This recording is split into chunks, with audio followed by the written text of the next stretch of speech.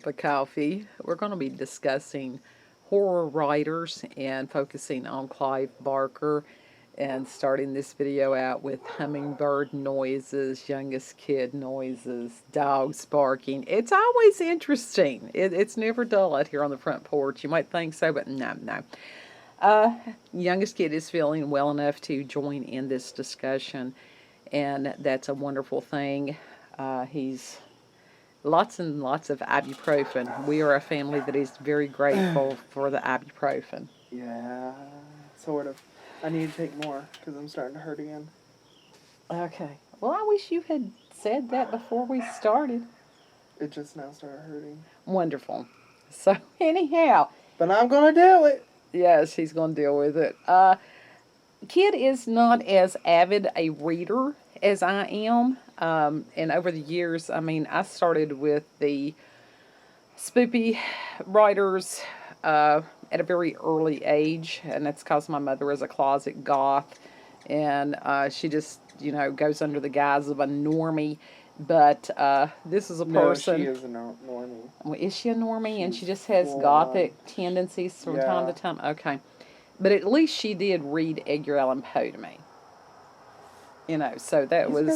it's amazing. Who could not love Edgar Allan Poe? So that was one of the earliest horror writers, if you want to include Brothers Grimm. And the original stories, not the Disney-fied anything, because there were lots and lots of benefits to telling kids to beware that bad things could happen if you're stupid. It was like teaching children about natural selection as opposed to today. And it's like, oh, it's too scary. It's like, have you been out in the world? Have you seen the real world? But anyhow, went through a phase probably in high school. Read the Amityville Horror. The book was great. I think that came out when I was in maybe 7th grade.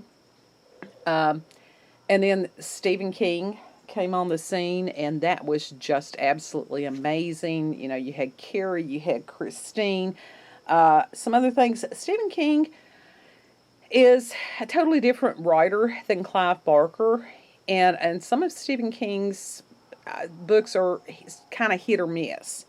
Now, personally, I'm one of these, if I have difficulty getting interested into a book, that it takes me forever. I actually have, I think it was Cujo, that I started, put it down because it was just cumbersome to read, and a year later finally picked it back up and completed it. Christine is an excellent book. Carrie is an excellent book. So King has had some of those that were like that. It was great. It was really, really good. But now Clive Barker, he a lot of times will focus on short stories, and especially the books of blood. And if you're not familiar with Clive Barker's books of blood, I think there's 6 volumes and collections of these short stories, and they are intense. And Kid was not familiar really with Clive Barker's writing. He had seen the movie Nightbreed. He had seen, have you seen Hellraiser? Mm-hmm. Yeah, I have. And, it's like Hellraiser was based on the story The Hellbound Heart. And then Nightbreed was based on, it was a story called Cabal. And Clive Barker is one of these that he actually, his screenplays on these things can be better than the writings. Mm-hmm. And especially with Hellraiser. Hellraiser, when it came out, it truly, the first time I saw that, I called my mother. I said, I have scared the hell out of myself. And because I was watching it by myself, and it's an intense movie. It is an intense movie. And when it came out, there had been nothing else like that. See, it's a movie I prefer to watch by myself. Well, I can understand that, because it does have there's certain subject matter that youngest kid and I, we do not watch together. You know, it's just like, no, you don't go there. But I have audiobooks these days because sometimes it's hard for me to focus, and sometimes it's hard for me to find the time to truly sit down and read a book. The Exorcist being one of the exceptions lately, because that is such an amazing book. I urge you to read that. So I had the audiobooks that I can listen to as I'm in the kitchen or doing other work or something, and was very much involved in one of the stories that was called Pig Blood Blues. And so youngest kid came through, and it was probably about 3/4 of the way finished, and the narrator, he was okay. Now Audible, you really need to get a little more with it on people's voices reading specific stories. That's, you know, anyhow, that's kind of hit and miss. But this one, you know, kid got involved in it, and I think he was kind of horrified. They can't see you look and stare at me, so it's like you're going to have to... Yeah. Slightly horrified. He didn't quite know what to make of it at all. Yeah. So anyhow, if you want the audiobook, Audible is really good.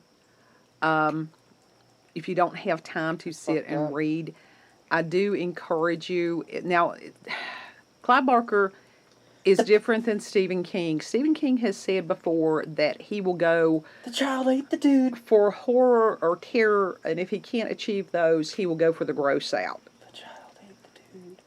And Clive Barker has it's almost like a psychological and spiritual horror level that he is able to achieve. Haven't found another author that is in his, you know, caliber. Now, they may be out there, I just have not read them.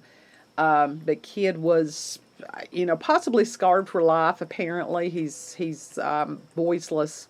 The child ate the dude! Well, yes and no.